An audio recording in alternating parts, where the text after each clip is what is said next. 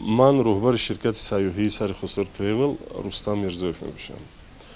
Миннатдории худро ба асосгузори сулҳу ваҳдати миллӣ, пешвои миллат, президент ҷумҳурии Тоҷикистон муҳтарам Эмомалӣ Раҳмон баён менамоянд, ки ширкатҳои сайёҳиро дастгирӣ намуда ба мо як қатор имтиёзҳои андозии гумрукӣ пешниҳод кардаанд.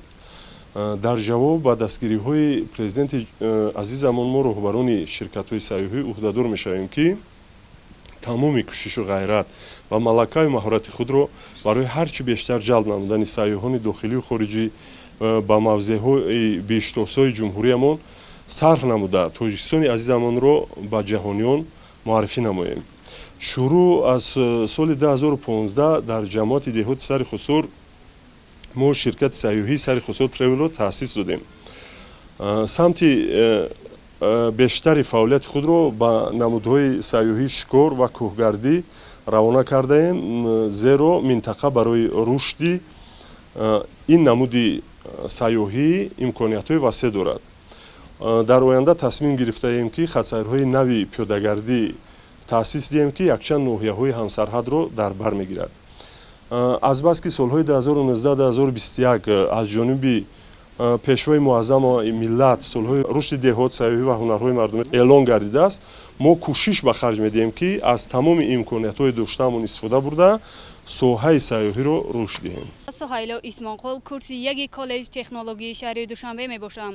ман миннатдории худамро ба пешвои миллат муҳтарам Эмомалӣ Раҳмон мерасонам, ки дар ноҳияи мо ин қадар ободонӣ, махсусан як қатор иншоотҳо қомат афрохтанд. ҳамаи ин бо шарофати пешвои миллат муҳтарам Эмомалӣ Раҳмон гардид. мо ҷавонон шукрона аз он мекунем, ки дар чунин давлати сулҳу обод зиндагӣ мекунем. ман ваъда медиҳам, ки ин даргоҳро хатм карда ва омада ба ватани худ содиқона хизмат менамоям. ман Холов Алишер хатм кардаи муассисаи таҳсилоти миёнаи умумии рақами 12 ноҳияи Балҷивон. ман надори худамро ба асосгузори сулҳу ваҳдати миллӣ, пешвои миллат муҳтарам ҷаноби олӣ мерасонам, ки мо ятимони кулро дастгирӣ мекунад. бо дастгирии асосгузори сулҳу ваҳдати миллӣ муҳтарам ҷаноби олӣ ба донишгоҳи давлатии ноҳияи Данғара дохил шудам. ман ваъда медиҳам, ки бо сари баланд донишгоҳро хатм карда омада ба ватани худ содиқона хизмат кунам.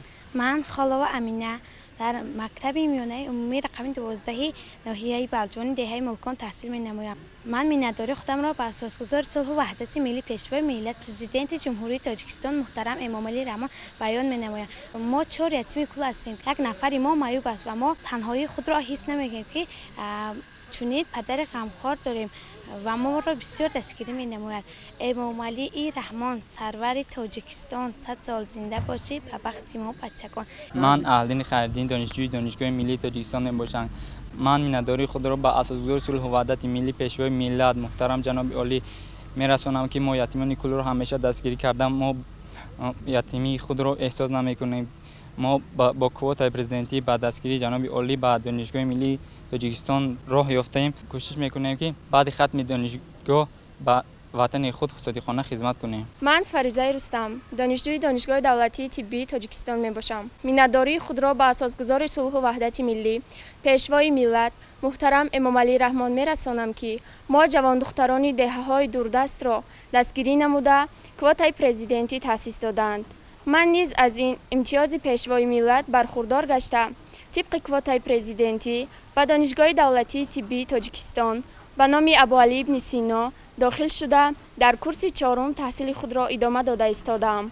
ваъда медиҳам, ки донишгоҳро ба сари баланд хатм намуда ба зодгоҳи худ баргашта ба ҳамдиёрони азизи худ хизмати тиббӣ расонам. ба муносибати таҷлили 30-уми солгарди истиқлолияти давлатии кишвар дар ҳудуди вилояти Хатлон сохта ба истифода додани 300 майдонҳои варзишӣ ва 80 толорҳои варзишӣ ба нақша гирифта шудааст, ки танҳо дар давоми 6 моҳи соли равон аз ин шумора 54 майдонҳо ва беш аз 12 толорҳои варзишӣ мавриди истифодабарӣ қарор дода шуданд.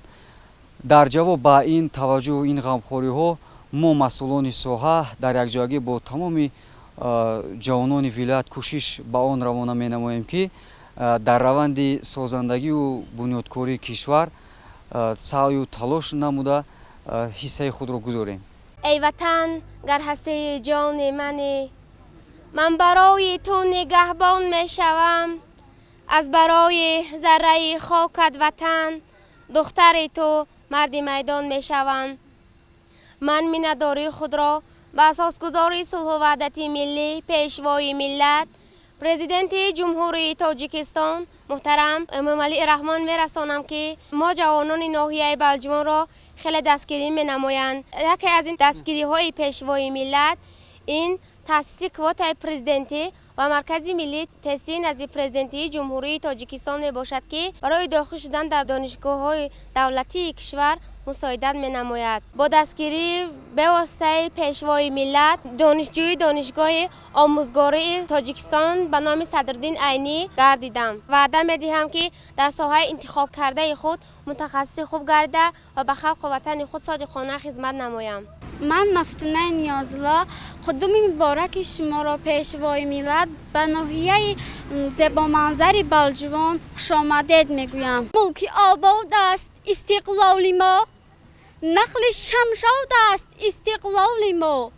صد قفس بکشست و در پرواز شد، مرغ آزاد است استقلال ما. من میرزویف روشن زاده و استقامت کننده جماعت دهاتی سری خسار می باشم. ما امروز از این خوشحال هستیم که پیشوای معظم ملت قدم های خود را به زادگاه ما یعنی که به جماعت دهاتی سری خسار می ماند و امروز با شرافت پیشوای معظم ملت پرزیدنت جمهوری تاجیکستان محترم امامعلی رحمان در جماعت ما میدانچه ورزشی کشاده و استفاده داده شد که امروز جوانان ما می توانند و از دستگیری های پیشوای ملت بهره‌مند شوند و خوب استفاده برده آینده پرچمبرداری ملت شوند. پیشوای ملت در همه وظیفه‌های راهبری کننده جوانان را تعیین می‌نمایند و امروز جوانان خوب لیاقت کاری نموده در کارهای خود موفق می‌گردند. من همچون نسل جوان در کالج مخصوص گردانیده شده شهر باختر کار و فعالیت نموده امروز جوانان را در راه درست و پیروی به پیشوای معظم ملت تربیت نموده با راه درست هدایت می‌سازم. امروز پیشوای ملت یک قطار امتیازها داده است که ما جوانان می‌توانیم از آن بهره‌ور شویم. در جواب به این غمخوری پیشوای ملت ما را ضرور است که با آموختن زبان‌های خارجی و تکنولوژی معاصر مشغول شده برای گلگون شکوفی دیار عزیز خود خدمت نماییم. من سعدیف اسماعیل همچون زاده جماعت دهاتی سر خسار واقعا از اشتراک در ملاقات پیشوای ملت خیلی هم خوشحال می باشیم، زیرا هر نفری که در ملاقات های اساسگذار صلح و وحدت ملی پیشوای ملت اشتراک ورزیدند می دانند که سخنرانی پرحرارت وطن دوستانه پیشوای ملت راهنمایی بهر آبادی وطن و از نزدیک دیدن سیمای نورانی پیشوای ملت مهر و محبت وطنداری را در دل هر یک اشتراکچی به طور ابد بیدار می سازد. اساسگذار صلح و وحدت ملی پیشوای ملت پرزیدنت جمهوری تاجیکستان محترم امامعلی رحمان سالهای 2019-2021 را سالهای رشد دهات، سیاحی و هنرهای مردمی اعلان داشتند. در واقع این تصمیم عاقلانه پیشوای ملت به رشد دهات، سیاحی و هنرهای مردمی که با هم در رابطه زیست قرار دادند تکانی جدی بخشید.